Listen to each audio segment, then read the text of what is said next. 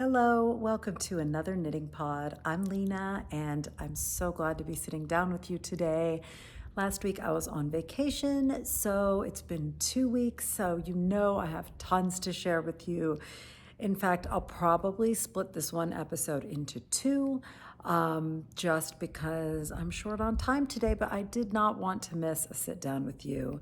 Now, before we jump into knitting, I am just going to say I know that I look very unseasonable today. It is July and it is a roasting one at that, here in Colorado and all over the world, I believe. And why am I wearing fall today? Why am I wearing this dark lipstick and all these dark colors? Well, I got the worst sunburn on my lips and I am so self-conscious about it. It looks so horrible that I just had to cover it up and make it look purposeful. And now I'm telling you why I did that, but it's just that you guys know me very well by now if you are a regular viewer, and you know I don't wear dark lipstick really. Anyway, I wore it because I wanted to wear this tank top and it felt weird to wear like a summery bright lipstick with a maroon tank top. So you did not need to know any of that, but I wanted to tell you anyway. While I'm on the topic of what I'm wearing, this is the As Friends tank top by Jessie. I made it a few years ago and I really love this tank top. My only problem is that it is bottom up and I made it far too short for my own liking, but it's okay because I do find myself wearing a lot of jumpers like this one. And so it's a great layering piece and it just adds that feeling of making it more your own when you add a hand knit to an outfit in the summer, especially. I love Jessie for those kinds of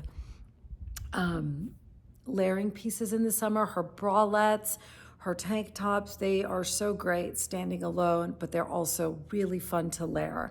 And I am super keen on making another one of these and correcting the length issue, but we'll get there. Let's start with what I have been knitting.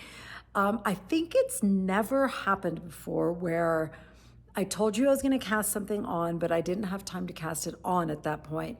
And then the next time we get together, I've already finished the garment. And I think that says a lot because that was a 2-week, literally Friday to Friday. And I finished this garment, I don't know, I think it was off the blocking mat on Tuesday. So that just tells you that either it was tiny or I loved it. And in this case, I really loved it. I'm talking about the Flutter butt shorts by Jessie Designs. Again, I told you I was gonna cast them on and I did, and I love them so much, so much. Let me show you the finished object. They're kind of hard and funny to show in this context because it just looks like I'm showing you some sort of underwear from the 1930s or something, but it is not. These are the Flutter butt shorts. I made mine out of Linen Quill in the colorway Fresh Nutmeg. I think this yarn is so spectacular for this project. It gives them that, you really get that linen quill texture when you have it in a beautiful sea of stockinette. I love it, and I just cannot tell you how much I would recommend this project with this yarn. I feel like I rarely really encourage you guys, if I'm recommending a project, to pick the yarn I did. But here's the deal. I feel like so many of us have linen quill in our stash for all the reasons I've talked about ad nauseum, about price and color and accessibility in the States at least.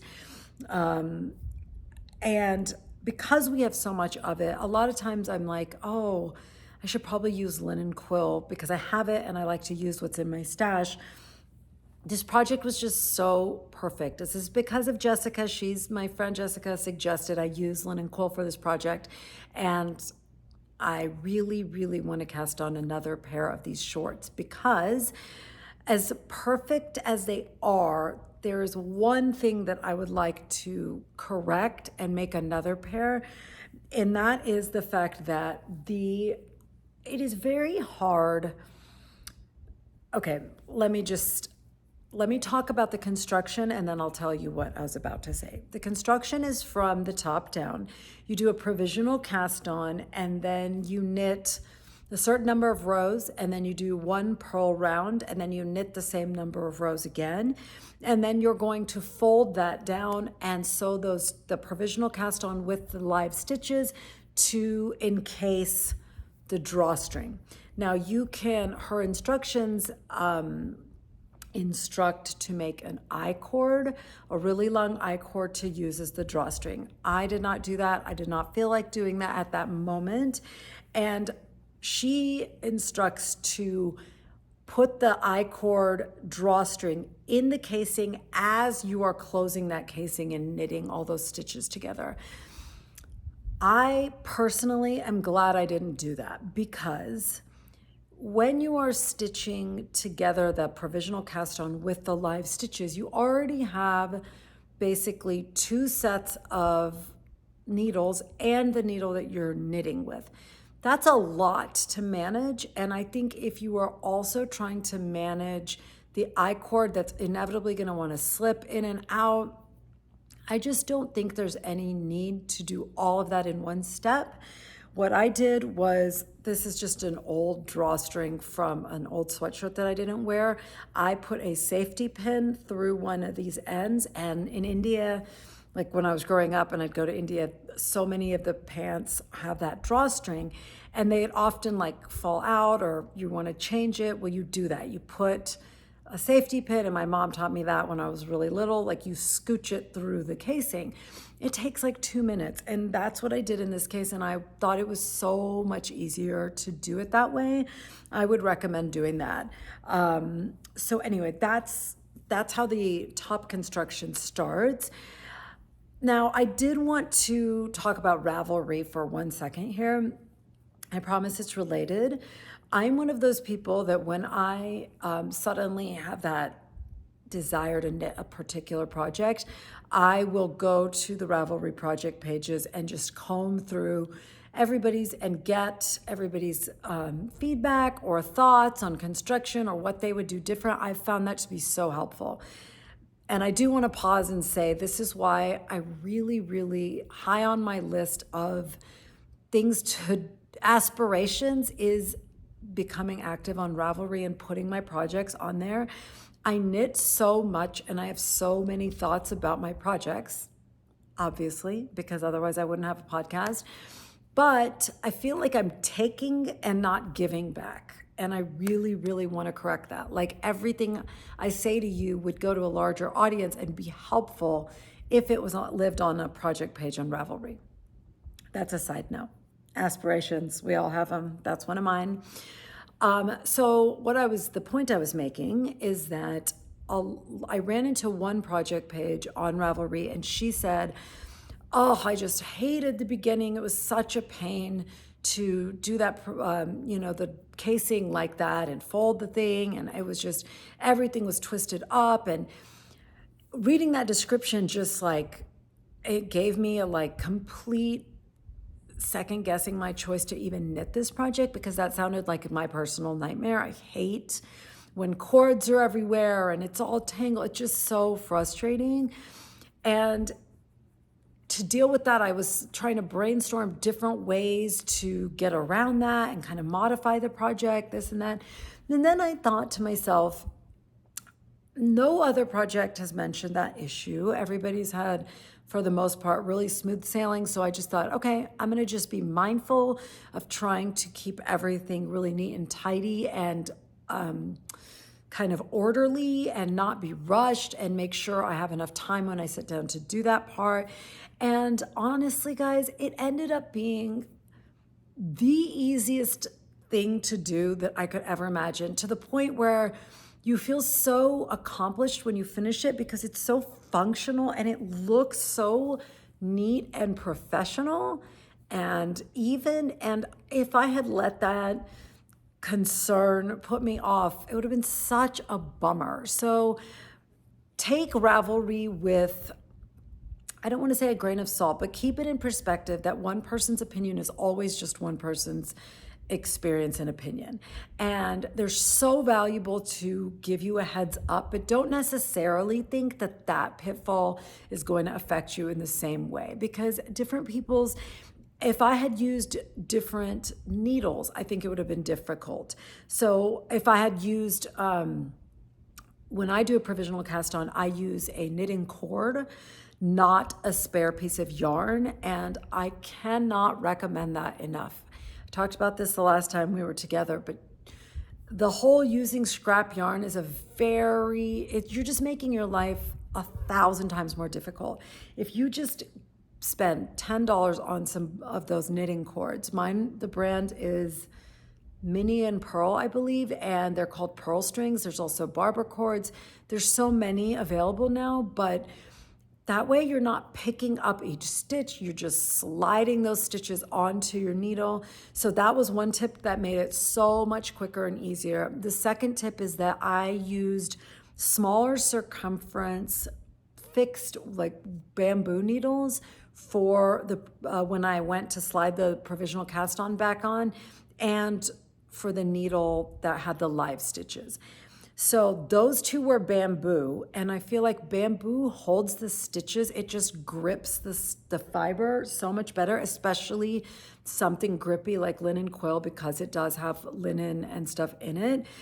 It just made it feel much more secure, that I wasn't like scared any stitches were gonna fall off. So those two live stitches were on bamboo needles, and then I used my ChowGoo stainless steel needle for the knitting two together all the way around. And I thought that was just the easiest thing. I would say that nobody could mess it up if they did it that way, honestly. And then I did not add the drawstring into the casing until later.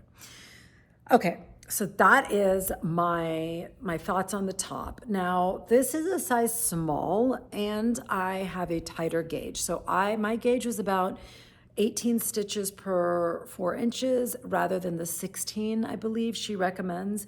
But a lot of the feedback on Ravelry was that the shorts turned out enormous, and I was definitely trying to make them slightly smaller. So I was happy. I dropped down, I believe, 2 needle sizes from her recommended needle size, and I thought that worked out really well. So if you are keen on this project, when you gauge swatch, because you know you're going to gauge swatch or you are wasting your whole dang time. Like, I saw this funny thing on Instagram the other day, is like, I'm going to totally misquote it, but it was basically saying how knitters will spend 80 hours on a sweater, but they don't want to spend 30 minutes gauge swatching. And it's so true. For some reason, we're reluctant to swatch, but we spend all this time making our garments and then being disappointed at the end. So do not do that. Gauge swatch. It does not take long. It doesn't have to be like 10 inch by 10 inch. Like a lot of, you'll hear designers saying, oh, you should make a huge swatch. I will if it's a really big project. For a project like this, I literally make a long strip, I wet block it, I dry it, I measure it. It doesn't have to be perfect. It just has to be, you need to know what you're working with. And dropping down 2 needle sizes was incredibly helpful. I love the density of the fabric. I wouldn't want it more dense. But I will also say, I think they are really loose. Like you can see, this is a small and it's really, really big. But I don't mind it. I love how loose and comfortable they are. They're just so comfortable. The fabric feels so nice because it's not tight. It's loose and drapey and perfect in the summer. It's just a fantastic garment. Fantastic. Now, let me tell you real quick, the one thing that I would change next time is I would divide for the legs sooner. In other words, I would make the crotch, apologies for saying the word crotch because that's not a nice word. I don't know another word for that. I would make that shorter. I think I gave it way too much depth. And that was because I was not home. We were on vacation and I did not have a drawstring to put into the waistband. So every time I had to try it on, it's like I would have to put the body on barber cords completely, and then I'd kind of have to just hold it where I thought I'd want it to be, and then I'd have to like pinch the legs together. It was just if I had had a drawstring to put in, I would have been able to judge a little bit better, but still I think it would have been a little challenging. I basically made the crotch length too long, and so the legs are just absolutely tiny, and that gives it the look is a little off. I would like the length of the crotch to be shorter and the legs to be a hair longer. So that was a total me thing. All over the project pages on Ravelry, everybody said the same thing, like be really careful about the leg length.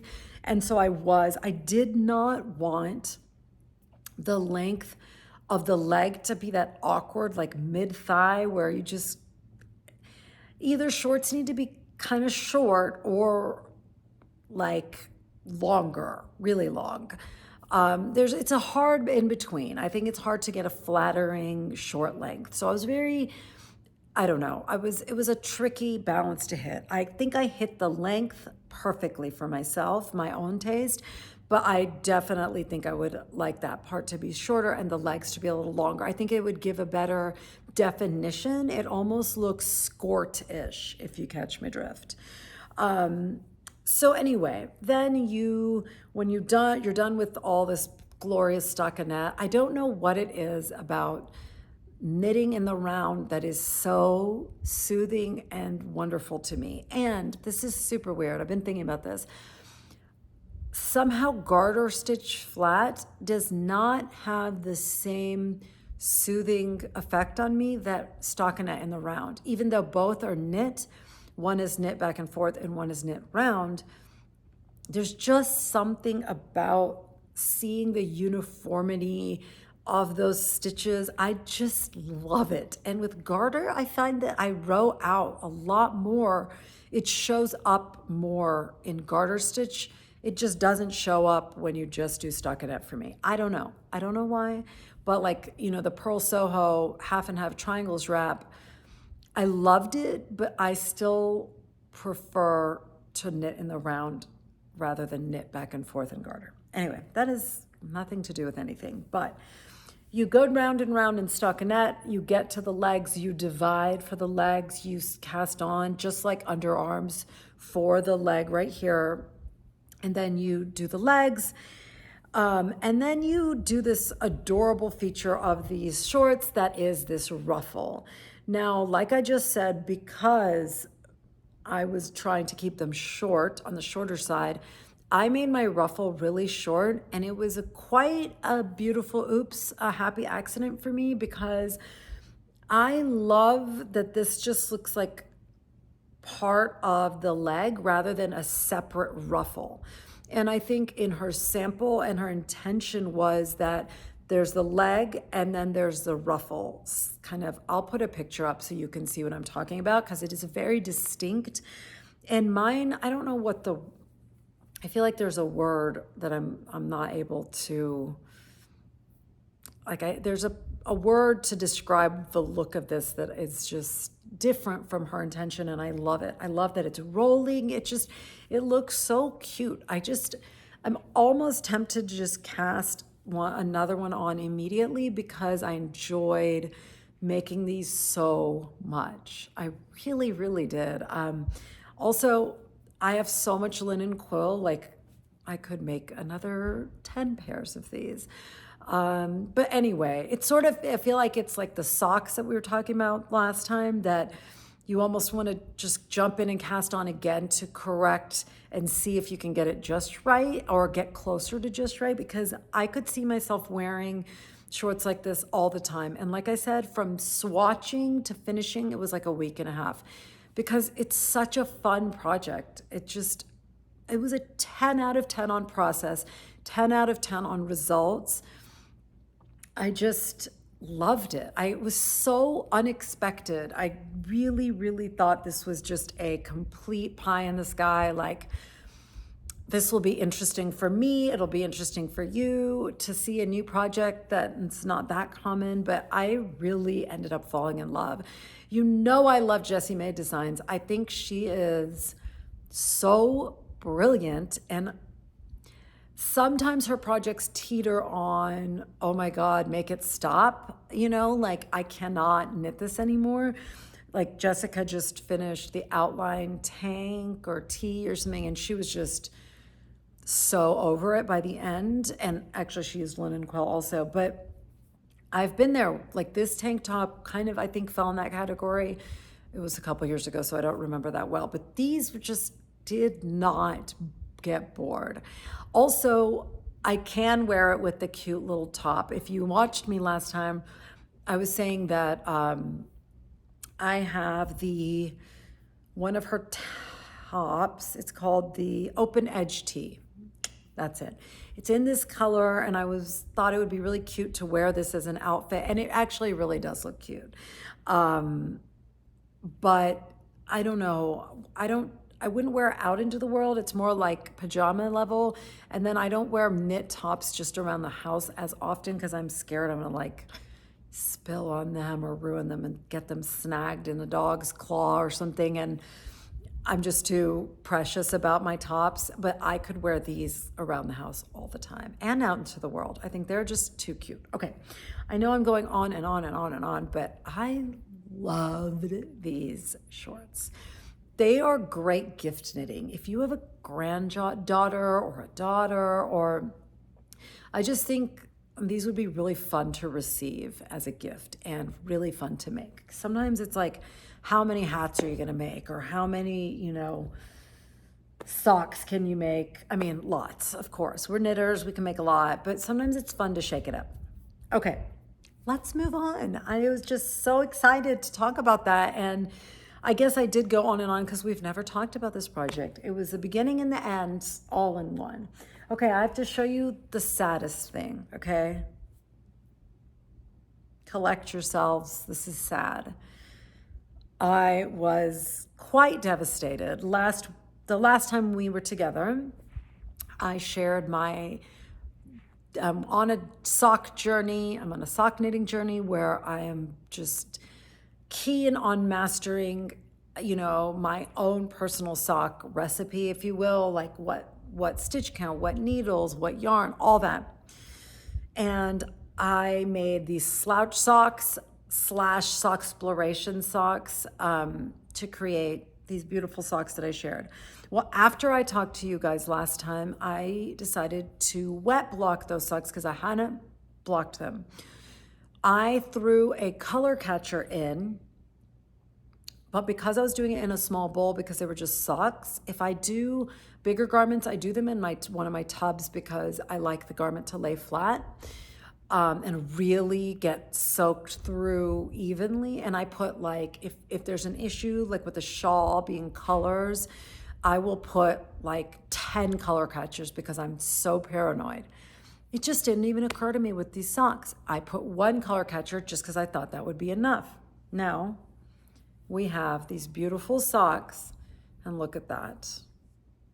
I don't even have to hold it any closer. It's all over. It's just, I was really heartbroken. This one is not, no, this one has it too, but it's not as bad. But OMG, you guys, this has never, ever happened to me before, ever. I was really, really sad because these socks I was so proud of them, and I loved the crispness of the bright colors with the neutral gray. I just thought it was so beautiful, and I was so excited to wear them on vacation. But live and learn, man. I just, for those of you who this will save from the same pain, then it's worth it, because just remember that those shout color catchers actually do work, but you have to use a lot of them. And I clearly underestimated. I don't know why I thought it would be any different just because the project was small. It was my mistake, but you know, now they're more house socks. They're not, they are definitely not socks I would like wear in the way I thought I was going to wear them, which is like with Birkenstocks in the summer out in the world. Because I'd be too sad. So I did wear them a lot on our trip, but they were just definitely around the house. Another thing I will say is that only other pair of socks I've completed are a superwash pair, and I've thrown them in the dryer and it was totally fine. But this one, when I threw them in the dryer, it definitely like messed up a lot of the weaving in of ends. So I would say if you're going to do a really colorful sock with stripes and many ends that are woven in, be a little more mindful. Maybe don't throw them in the dryer because it definitely kind of messed up the neatness and now it's all like fraggly. That is a very official term of art, fraggly. We use that adjective for my big Great Pyrenees. She just always looks so fraggly. But anyway, that's sad. I was very sad about that. However, we dealt with it by casting on another sock. Let me show you. I talked about it last time. You saw the yarn, but it's definitely, by the way, my friend Jessica made this bag for me as one of my birthday gifts, and I love it so much. It's like one of those cute dumpling bags, and from now on, it's just my sock knitting bag. I'm always going to keep my socks in it. It's just super convenient, and a lot of times I'll have a bunch of projects in bags and I like remember what's in what. And if I'm running out the door and I want a specific project, I ended up having to like look through all of them. So this one I'm just going to use specifically as my sock knitting. Anyway, here's this adorable, just plain sock in this gorgeous sock yarn. This is Hedgehog Fibers in the Oyster colorway. I love this colorway so much. This is where she just has an artist's eye for the amount of speckles. Because for me, more is not always better in terms of a speckled yarn, of yarn with variation. More can just look like an absolute mess, like a kindergarten art project. The way she does it is like, it just so beautiful. Like, I don't think the videos can even do it justice, but like the way the neon orange speckles kind of appear in the sea of delicate pink, and then the black is more linear. It's just, I'm just checking the time because I have to go pick up one of my kids in a minute.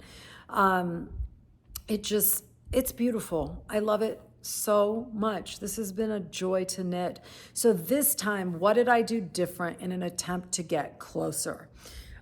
With these socks, they were still far too big for my liking. Now, of course, they were designed to be slouchy, but I still wanted the cuff to be, nice and tight. So what did I do on this one? That one I cast on 64 stitches. For this one, I cast on the smallest size in the pattern, which is 56 stitches.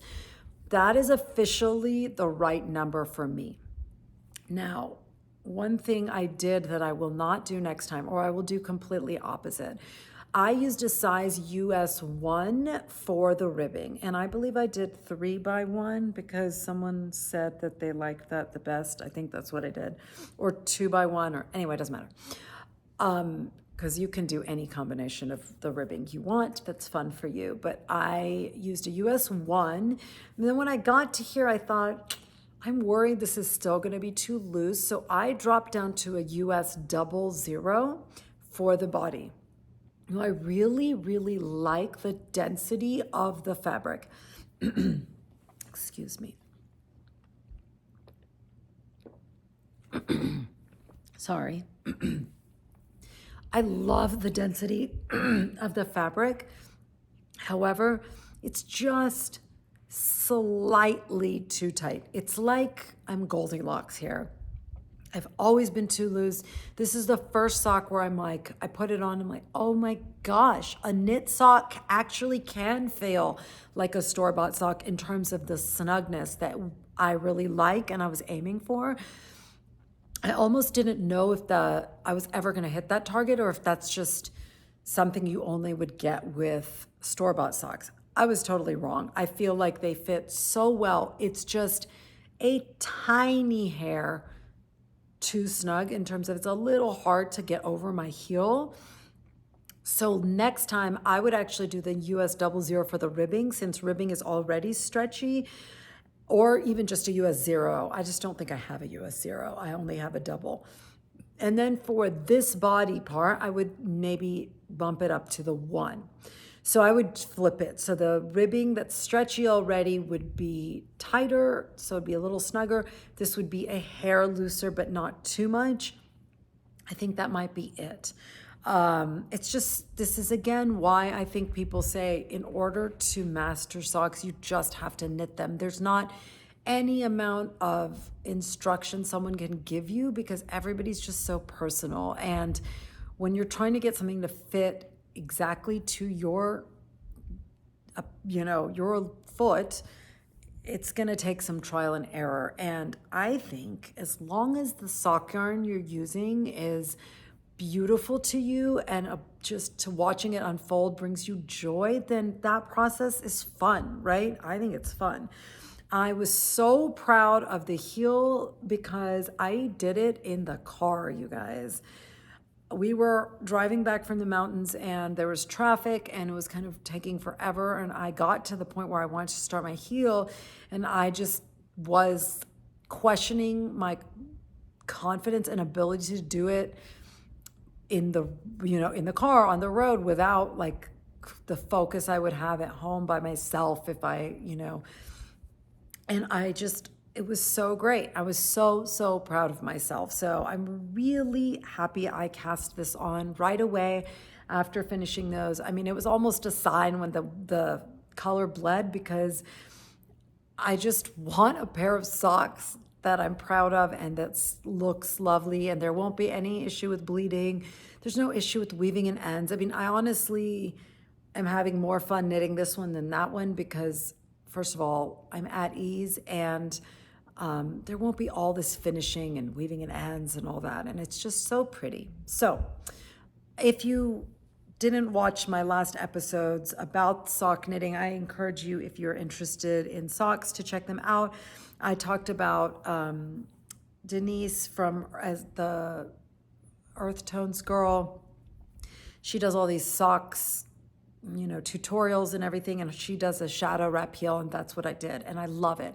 It's a short row heel, but it's, I guess, yeah, they're short rows. It's just a kind of short row I'd never done before, and I love short rows. They're really fun. So anyway, okay, enough about that. The other thing I was going to do, but I had already finished the ribbing when I bought this pattern. I bought the mermaid sock pattern by Summer Lee.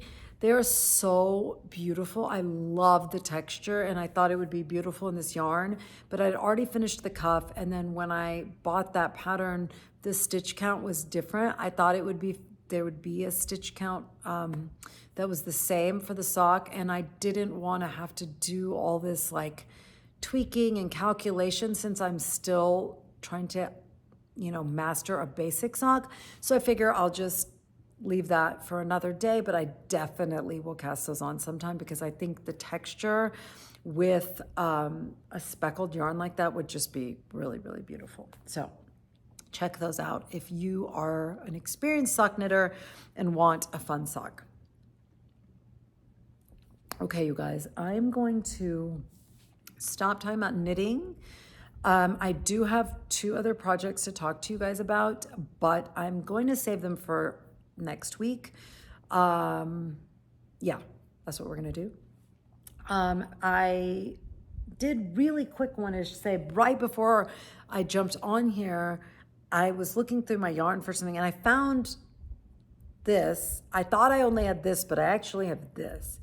And I thought this would be maybe a really cute tank top. Like I was telling you at the top that I wanted to make an As Friends tank again. And I weighed this, and this is about 350 yards. So I think I have enough to make a tank and make it longer. So this would be, I made a sweater out of this, and I thought, I love this yarn. It's Noro Kakigori. I don't remember the colorway, Nala, I think. I just love this fiber, and it's been sitting there, and I've just been thinking, what can I use this for? And I think that would be really fun. So that might be my next cast on. I'm really finishing those shorts. I want something to fill that exact void because I enjoyed that project so much. And like, it's so hot, you guys. And I'm sure it's hot. I'm not sure because I don't know where you are, but it is hot in the United States right now. I just cannot bring myself to cast on like a sweater or something. I want to cast on things I can use right now. It's just, I like to knit seasonally. I think it's fun. I'm not the kind of person that's like, oh, it's winter, I'm gonna knit summer stuff so it'll be done by summer. I want to knit summer stuff in summer.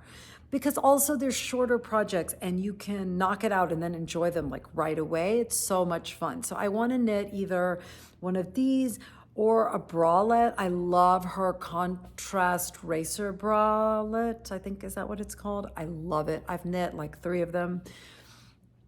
They are so much fun. Similar to socks, you kind of have to figure out the exact combination of needle size and sizing that works for you, because similar to socks, a bralette needs to fit tightly.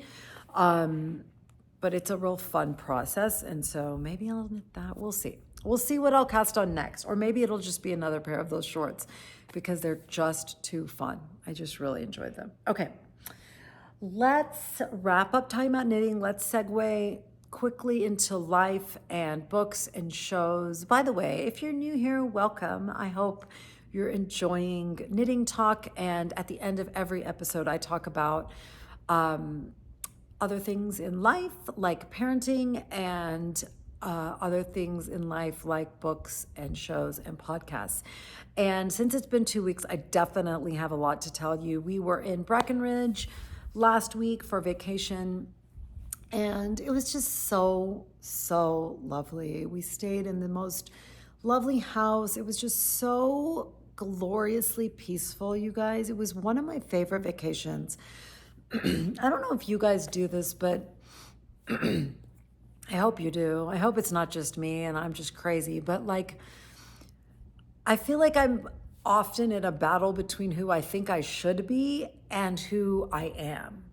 Like, accepting the things that bring me joy versus the things that I think should, or the things that I think a better person would find joyful. So like, my ideal vacation is a lot of peace and quiet and knitting and gazing and just not a lot of adventure and, you know, waking up at 4 to take a 7-hour hike. And like,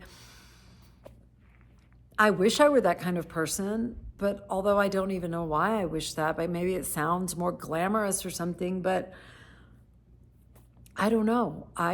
Because my son had just come off of several weeks of really intense sleepaway basketball camps where they would train for literally from 8 in the morning till 11 o'clock at night. And then he was coaching and working, and he was going full throttle for several weeks. He was just so sleep deprived because he was staying in dorms and just, he wasn't sleeping well. He wasn't sleeping enough. So I was just hell bent on being the mama bear that's like, no one is waking this child up. So he would just sleep until noon. And so would my daughter. And I know those of you with smaller kids that wake up at 6:30 want to kill me right now, but I promise your day will come. I've done all of the waking up early for years and years, but we are now at a different phase where they work hard and then they sleep hard. So normally my husband is the kind of person who's just like, get up, let's go, let's hike, let's ski, let's climb, let's do whatever. This time, I wouldn't let him wake anyone up, and I wasn't gonna go anywhere, and I enjoyed it so much. It was so restorative.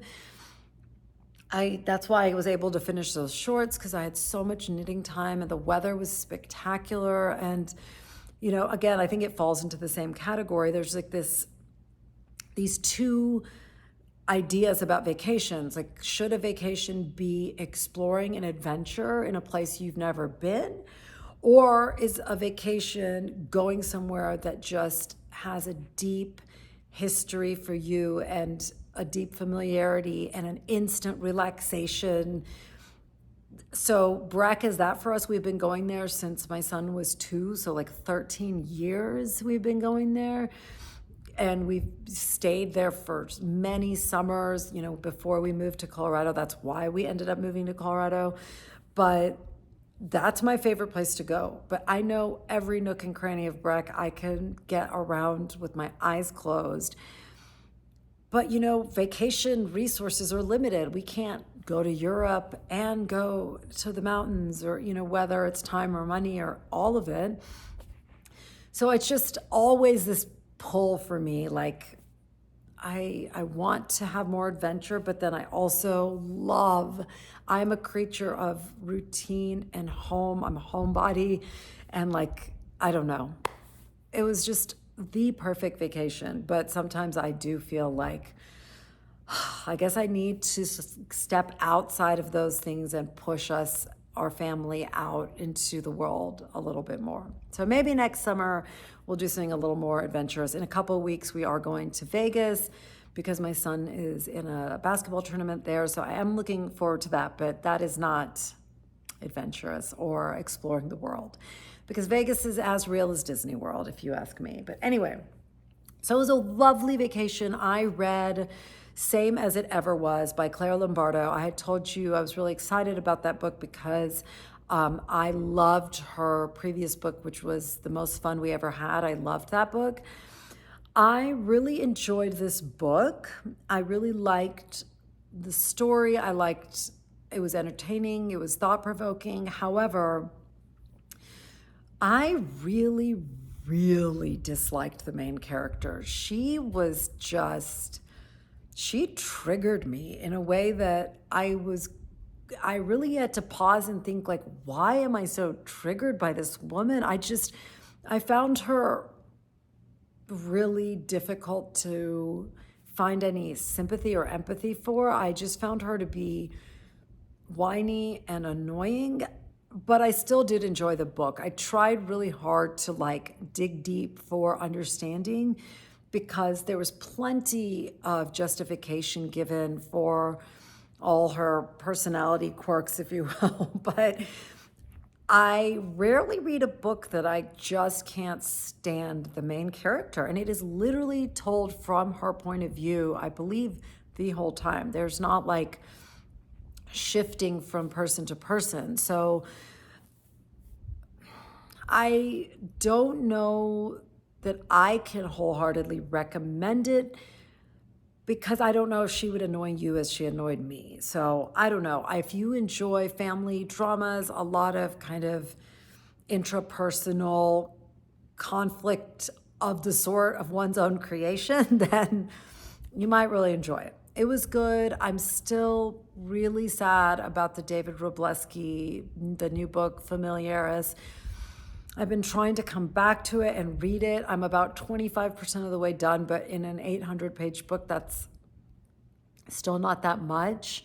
I am just really struggling. I would love to know. I know a few of you were also really keen on reading it.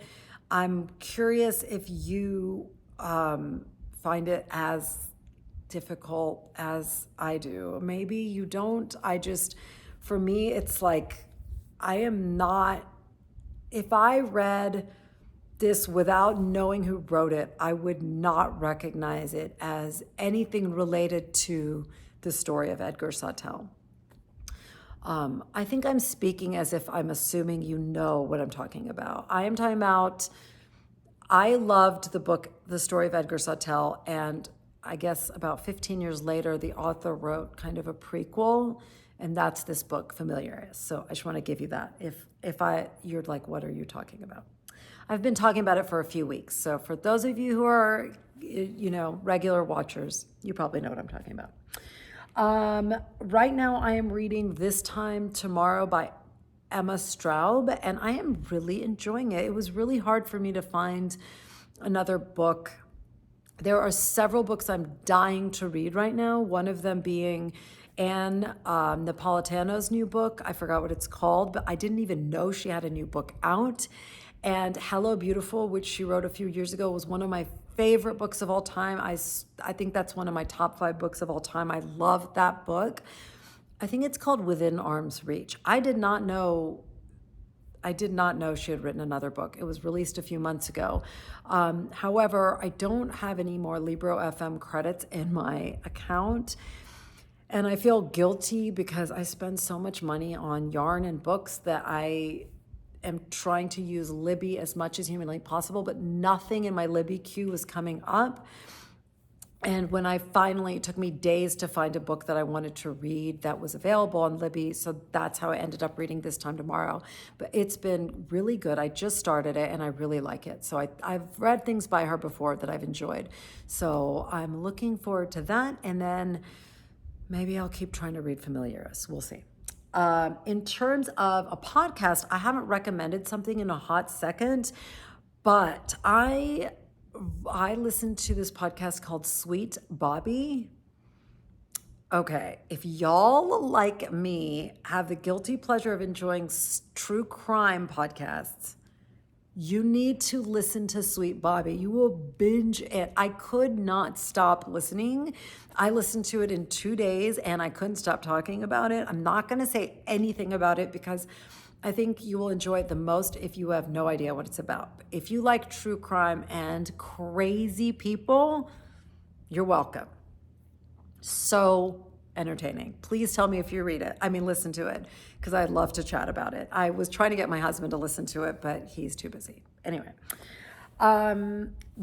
we finished Your Honor, which was spectacular. So Your Honor was a Showtime drama that was released on Netflix. I think it was a 2020, 2021 show. I don't know why it didn't get more hype because it was really good. I think that it's one of those dramas that could very easily be a 1-season thing. And I think a lot of shows that are like a mystery thriller-ish, they try to drag it out into 2 seasons and it ends up just ruining the story because they're just trying to make more shows where it would have been a more impactful and tight execution if they had kept it 1 season. There's just so many shows like that, in my opinion. This story and this show did a fantastic job of taking this really discrete incident and story from season 1 and then extracting a longer storyline, a broader storyline into season 2. A phenomenal job. I just thought it was brilliant. The season ended in a way that could either go into a season 3 or not. And I desperately hope it goes into a season 3, but I also don't want it to go into a season 3 that sucks. So I'd rather just be happy with the end as it was than them just like try to milk a rock, basically. It was so good. I cannot recommend it enough. I loved it. One of you recommended Defending Jacob. I think we'll try that next. I think it's on Apple TV. But if you haven't seen Your Honor and you have Netflix, OMG, you're going to love it. It's heart-wrenching and dramatic and impactful at the same time. And it's set in New Orleans, and New Orleans is just brought so alive in this show. I loved it. Please go watch it. It's so good. And I loved the way it ended. I was really sad when it was done though. Okay, here we are, 50 minutes. I told you this is why I didn't want to talk about the other knitting projects I have because it's just going to be too long. If you are a mother in summer here in the States where We have this absurd system of 3 months off instead of, spreading our holidays out. I feel you. I'm with you. It's so tough no matter how old your kids are. I feel so out of balance in the summer, and I feel like, especially after vacation last week and then trying to resettle into this week, I've just been struggling. Like, it's been really hard. I'm one of those people that desperately needs solitude to function well as a caregiver and like the hub of my family, like the person that manages everyone's everything. It's just really hard to do that while also not getting the self-care you need. And I think those of you that also work outside the home while also managing everyone's everything and being the therapist and counselor and chauffeur and cook and healthcare provider for everyone in your family, you're a superhero. You're a superhero, and please cut yourself some slack when you don't live up to the level of patience you want to give, that you aspire to give. When you don't have any more to give and then you feel guilty that you don't have any more to give, please cut yourself some slack. I'm right there with you in the struggle. I'm telling you what I need to hear, because sometimes we have to just tell ourselves. There's no one else to tell us. I think we're all doing amazing, and that soon school will be back in and we'll have our sanity back as a result. I have 1 more month, literally almost to the day, until my kids go back to school. And I think I promise, the last thing, and then I'll go. But I think the hardest thing for me this week has been feeling like there are so few summers that we have our kids at home while they're young. Like, my son is going to be a freshman in high school, and I know that there's just 4 summers, right, till he goes to college. And then the other side of that is just where you're like desperate for some balance and some me time to be able to thrive in your own life. And then there's just all the guilt that lives in the middle of that. Oh, I should be enjoying this more. I should be taking advantage of this more. I shouldn't be so spoiled that I can't be patient if I don't have what I need. I can dig deeper. All those, there's just so much guilt in there when you fall short of what you think you should be enjoying. I don't know if any of that rings true for any of you. Maybe I'm the only one, but I have a feeling a lot of you have felt this way. So I think we just have to understand that we're human, and even though we're mothers, we still have human emotions, and just knowing you should, feel X, Y, or Z, it's not helpful. And there's no should, right? There is just what there is. I remember there was this one Sex and the City where Carrie says, why are we shoulding all over ourselves? And I think about that all the time. Like, why do we should all over ourselves? We should just accept what is and then move on from there. Work with what we've got rather than what we think we should have. Okay. Officially sealing my lipsticked lips. You're lucky I wore lipstick today, because I look like an extra from Law and Order SVU. A lip sunburn is a horrific thing that takes far too long to heal. So take it from me, carry your lip balm with sunscreen around and reapply in the summer so you don't have to wear a super dark lipstick in public. Okay. Have a lovely weekend. Knit, go cast on some shorts that you didn't know you needed, and I will see you next week. Bye.